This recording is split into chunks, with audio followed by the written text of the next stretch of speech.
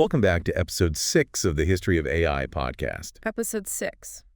This week, we're diving into something, honestly, a little unsettling. Yeah. Deepfakes. It's true. Deepfakes. They really do represent a turning point. Okay, so episode 6? Where our technology might be exceeding The rise of deepfakes. Yeah. Truth in the age of AI. Our ability to manage the consequences. Deepfakes have evolved from just a tech curiosity to something much more serious. I think dangerous is the right word for it. Maybe even dangerous. Yeah. What we're talking about is And that's what's unsettling about it. the potential erosion of trust. It's like we can't rely on our senses anymore Deepfakes exploit the fact that we believe what we see and hear. to tell us what's real. Yeah. Can we step back for a second and explain what deepfakes are? Yeah. I mean, I get that they're fake videos, but how are they made? So at their core, deepfakes use a type of AI called generative adversarial networks, or GANs. GAN. That's right, okay.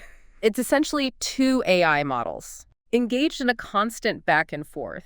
So, One model, the generator, creates the fake content. okay. The other model, the discriminator, So it's like a tries to spot whether the content is real or fake. digital forgery contest. That's a great way to put it. Right. And as they compete, both models get better. Uh-huh. The generator gets better at creating fakes. Yeah. And the discriminator gets better at spotting them. So this adversarial relationship is what drives the improvement of the deepfake quality. Exactly. And what makes it even more challenging And what makes it even more challenging is that the tools to create deepfakes are becoming more accessible. is the accessibility. Yeah. It's not just Hollywood studios or research labs anymore. There are open source tools, even cloud platforms, where anyone can create a convincing deepfake. With the computer can just create one of these. Pretty much, yeah. That's where the danger really starts to hit home. That's right. If anyone can create these, how do we know what to trust? That's the crux of the problem. Yeah. And this goes way beyond Yeah. just silly face swap videos. Right.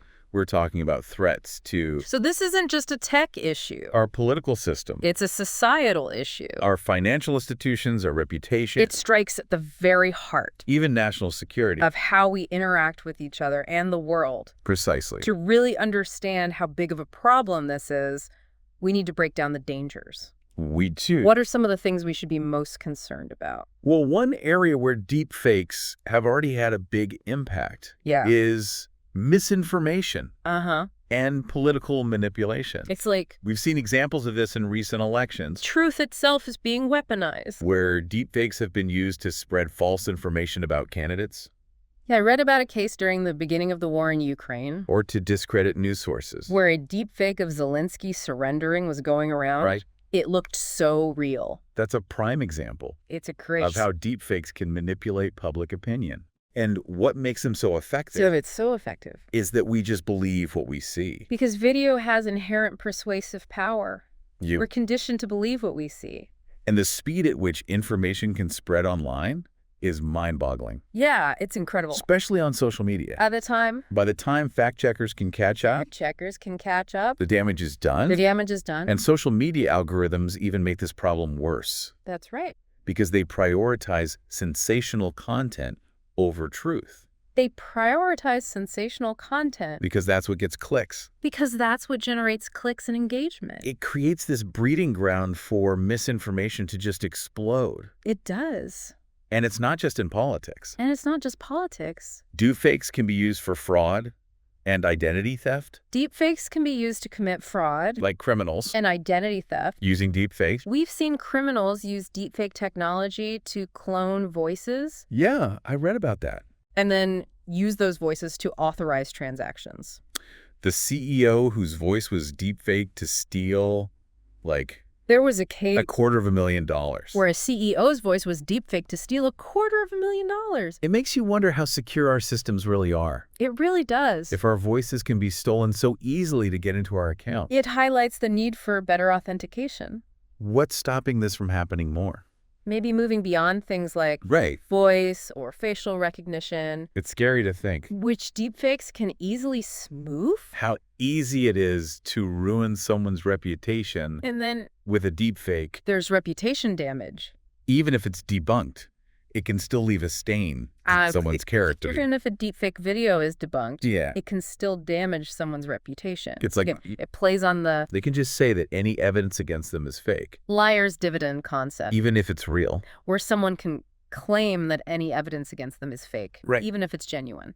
It's scary how easily someone's reputation can be destroyed. It is. Just like that. It's a serious problem. And But unfortunately, it seems like the most vulnerable people are usually the ones targeted it's often the most vulnerable members of society who are targeted with these types of for deepfakes. these types of deepfakes. Yeah, the majority of deepfakes online are non-consensual pornography, Horrifying. disproportionately targeting women and marginalized groups. To think that someone can just fabricate It is a horrifying thought. content with someone's likeness without their consent. It's a violation of privacy, It's a violation. of dignity, and basic human rights. And it's different than revenge porn because deepfakes don't require And it's important to remember any original material. that unlike traditional forms of revenge porn, So like a single photo from social media could be enough deepfakes don't require any original material. to create a harmful video. That's right, a single photo It's crazy taken from social media how easy it is. could be enough to create a video that causes significant harm. And social media platforms. And the ease with which this can be done We're trying to address this. is truly alarming. They're having trouble keeping up And while social media platforms are taking steps to address this, with how fast deepfakes are being created. they are struggling to keep up. It feels like we're With the volume and sophistication of deepfake content, only seeing the tip of the iceberg we are. when it comes to the harms. And the stakes get even higher when you consider national security. And it gets even scarier. Imagine deepfakes disrupting international relations, When you start talking about national security, sowing chaos on a global scale. like imagine a deepfake of a world leader A deepfake video saying something inflammatory. of a world leader making inflammatory statements It could start a war. could easily escalate tensions, even trigger a conflict, Or a fake video of a military attack or a fabricated video used to justify retaliation. showing a military attack It's like a whole new era of information warfare could be used to justify a strike. where the battles are fought online The possibilities are almost limitless. with these incredibly powerful tools. It's a very apt way to put it. We've talked a lot about the danger, And the weapons in this new kind of warfare are these incredibly powerful tools. and it can feel kind of hopeless. Synthetic media tools. But I have to believe that there are ways to fight back, There absolutely are. to protect ourselves. It's not a hopeless situation, What can we do? but it will require a multifaceted approach. Yeah. A combination of technological innovation, legal frameworks, Okay. and maybe most importantly, public awareness and education. Let's break that down. Okay. What are some of the tech solutions being developed? Well, one of the most promising areas is deepfake detection. Uh-huh. Researchers are developing algorithms that can analyze video and audio So it's like a for signs of manipulation. digital forensics team That's a great analogy. looking for signs of forgery. These detection tools are getting pretty good at picking up inconsistencies Okay. that most people wouldn't even notice. Like Intel's fake catcher system For example, that analyzes blood flow in the face. Intel has developed a system called Fake Catcher. Wow. So they're using It analyzes blood flow in a person's face biological markers to distinguish real videos from deepfakes. to detect digital fakery. Exactly. That's pretty cool. This is a very innovative approach. And there are other techniques too, And there are other promising techniques being explored, like using blockchain to verify media. such as So every image and video would have a record. using blockchain technology to create a verifiable record That's origin. of the origin and authenticity of the content, So we could trace the lineage. creating a digital chain of custody Kind of like that for every image or video. digital family tree. Precisely. But even with these tools, And this could be a game changer. won't the creators just try to stay ahead? In terms of establishing provenance, Like it's just an arms race. it is an arms race. Right. No doubt about it. So we need But that's why it's crucial to develop what's called explainable AI. to be able to It understand means that how these systems work these detection systems and why they're flagging something. need to be transparent in how they work, So it can't just be so we can understand a black box why they're flagging something as a potential deepfake. that just says real or fake. That makes sense. We need to understand It's not enough to just have a black box that says real or fake. the reasoning. We need to be able to trust the process. And that's where humans come in. Understand the reasoning behind the judgment. We can't rely on technology alone. Exactly. Trust and transparency are paramount. To be able to navigate And that's where the human element comes in. this new information landscape. We can't just rely on technology to solve this. So we're talking about media literacy. We need to equip ourselves with the skills and knowledge. Thinking critically to navigate this new information landscape. Questioning your sources. So we're talking about media literacy.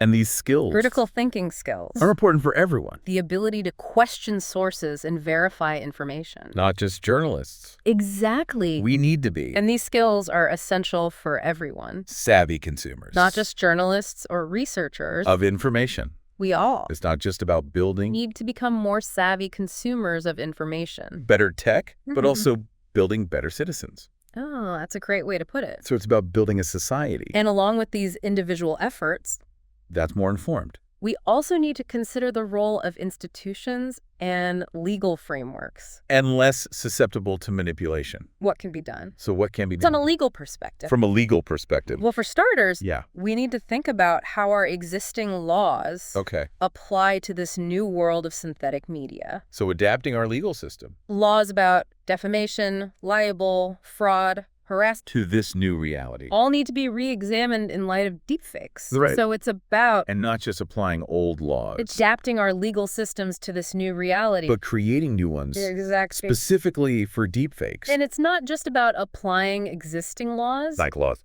It's also about creating new ones, that make it illegal specifically tailored to deepfakes. to create or distribute deepfakes to harm someone. For example, some countries are considering laws But won't that be that make it illegal to create or distribute deepfakes hard to enforce, with the intent to harm or deceive? especially with how global the internet is? It will be a challenge, for sure. Yeah. International cooperation and collaboration will be essential. And what about social media? And then there's the main way Social media platforms that deepfakes are spread. and their responsibility to address this problem. They have an obligation to try to fix this. These platforms Their whole business model are the main channel is built on engagement. through which deepfakes spread. And unfortunately, Okay. misinformation is really engaging. And they have a moral, if not legal, Right. obligation to take steps to mitigate the harm caused by deepfakes. So it's a tough situation, That's the dilemma. but ultimately, It's a difficult one. they have to prioritize truth But ultimately, these platforms need to find ways over engagement. to prioritize truth and accuracy over virality and engagement. So it's it's about adjusting their algorithms, adjusting their algorithms, working with fact checkers, about working with fact checkers, taking a more proactive approach about taking a more proactive approach to get rid of deepfakes to identifying and removing deep fake content. and being transparent Exactly. about how their algorithms work And it's also about and what they're doing to stop misinformation. being transparent with users about how these algorithms work It's a complicated problem and what steps they're taking Yeah. to address the spread of misinformation. with no easy answers. It's a complex problem But it's a conversation that we need to be having. with no easy solutions. Both.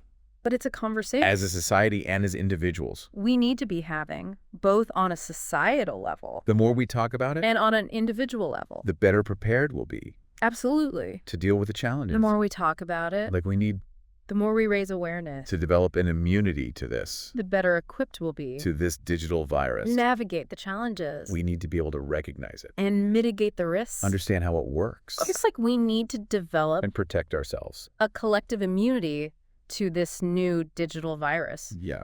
We need to recognize it, We need to build a more resilient society understand how it works, that's less susceptible to this kind of manipulation and take steps to protect ourselves. and more committed to truth.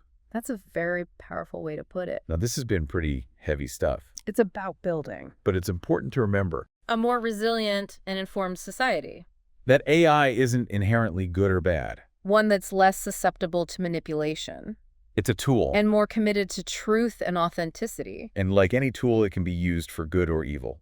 That's a crucial point. Deepfakes are definitely Deepfakes represent the darker side of AI, the dark side of AI. but there are also incredibly positive applications of this technology. But there are lots of positive applications, too, In healthcare, for example. like in healthcare. AI is being used to develop new diagnostic tools and personalized treatments. We're using AI to develop new treatments. In education, So we shouldn't demonize AI. AI is being used to create adaptive learning platforms We just need to make sure that cater to individual students' needs. we're using it responsibly. So it's not, About demonizing AI. which is why it's so important It's about using it responsibly and ethically. to talk about this Precisely. and explore both the good and the bad. And that's why these conversations are so important.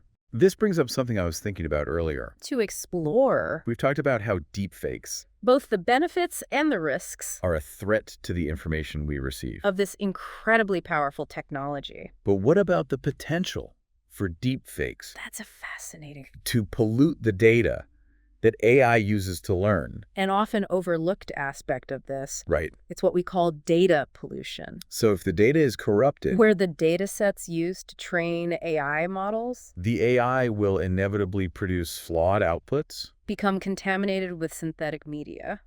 So it's like Teaching a child with a book full of gibberish? teaching a child the alphabet using a book full of gibberish. Imagine what that would do to something like It's a great analogy. medical diagnoses If the data itself is corrupted, or financial forecasting, then the AI systems that learn from that data where accuracy is super important. will inevitably produce flawed outputs.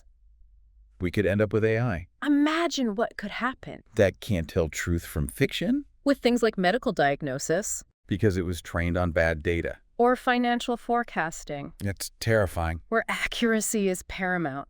That's why A chilling thought. curated data sets are so important. We could end up with AI that can't tell truth from fiction These are collections of data because they've been trained on bad data. that have been carefully vetted Exactly. to make sure it's accurate And that's why the development of curated data sets and reliable. is so important. So it's like a These are collections of data digital library of truth that have been carefully vetted by humans that can be used to ensure accuracy and reliability. to train AI safely. So it's like creating So you also need to a establish digital library of truth, a source of clean data clear standards for media we can use to train AI so we can tag images and videos in a way that safeguards against data pollution. to show their origin and if they've been changed. Precisely. So And- we can And along with these curated data sets, verify its authenticity. We also need to establish clear provenance standards for media content. trace the lineage. This involves like a tagging images and videos with metadata well, that reveals their origin and any modifications, so we can Gobi's content credentials. trace the lineage of a piece of media, It seems like there's a lot like a digital family tree, of work to be done, and verify its authenticity. both on the tech side Exactly. and on the societal side, It's about to address this. building trust into the fabric of the digital world. Yeah, And it's something that companies like Adobe it's a lot to think about. are already working on. And it's not just some abstract problem. With initiatives like content credentials, This is something that could affect every part of our lives. there is a lot of work to be done, That's why it's so important both on the technological front for everyone to be aware of this. and the societal front. It's not just a problem for experts. To address this challenge, It's something we all need to be thinking about. you're absolutely right. So for our listeners, And that's why what can they do it's crucial for everyone to be aware of deepfakes. in their daily lives It's not just a problem for policymakers or tech experts to solve. to navigate this new reality It's something we all need to be engaged in. where seeing isn't believing? Well, the first step, Yeah. to cultivate a healthy sense of skepticism. So question everything. Don't take everything you see or hear at face value, Okay. especially online. So like, Ask yourself, who made this? who created this content? What's your motivation? What's their motivation? Are there any red flags? Are there any inconsistencies or red flags? Is it too good to be true? Does it seem too good to be true? So we all have to be In a way, yes. digital detectives, And there are a few simple things you can do always looking for clues. to verify information. Yeah. And Just there's simple things you can do try doing a reverse image search to verify to see if that photo or video, like reverse image search. appears elsewhere online, maybe in a different context. It's amazing what you can find That's a great tip. with reverse image search. It's amazing what you can find out. And if you're not sure With a simple reverse image search about something, And if you're ever unsure about the authenticity of something, don't share it. don't share it. Better to be safe than sorry. It's better to err on the side of caution. It's like that old saying, Measure twice, cut once. measure twice, cut once. But in the digital age, In the digital age, it might be. it's verify twice, share once. Verify twice, share once. And remember, I like that. it's okay to be skeptical. And remember, it's okay to be skeptical. I'm In fact, it's essential in the age of deepfakes. It's essential. Don't let anyone shame you for questioning something that seems off. So it's all about So it's about taking control taking control of our own information diet, of our own information. being more mindful about what we consume and share, and being mindful Exactly. about what we share. And remember, And remember, you're not alone. you're not alone in this. There are people out there, There are fighting against this. organizations and individuals, Support fact-checking. working tirelessly to combat this threat. Engage in discussions. Support fact-checking initiatives. And be an advocate for truth. Engage in constructive dialogue. It's about working together And be an advocate for truth and accuracy. to protect each other. It's about Misinformation. building a collective defense against misinformation. Kind of like a A kind of neighborhood watch, digital neighborhood watch, but online. where we all look out for each other. So to sum up, I'd love that analogy. deepfakes are a serious threat, It really captures but we have the tools and the knowledge the spirit of what we need to do to fight back. to navigate this new information landscape. We can win this battle for the truth. So to sum up, Yeah. while the threat from deepfakes is real and serious, It's a battle worth fighting. we are not powerless.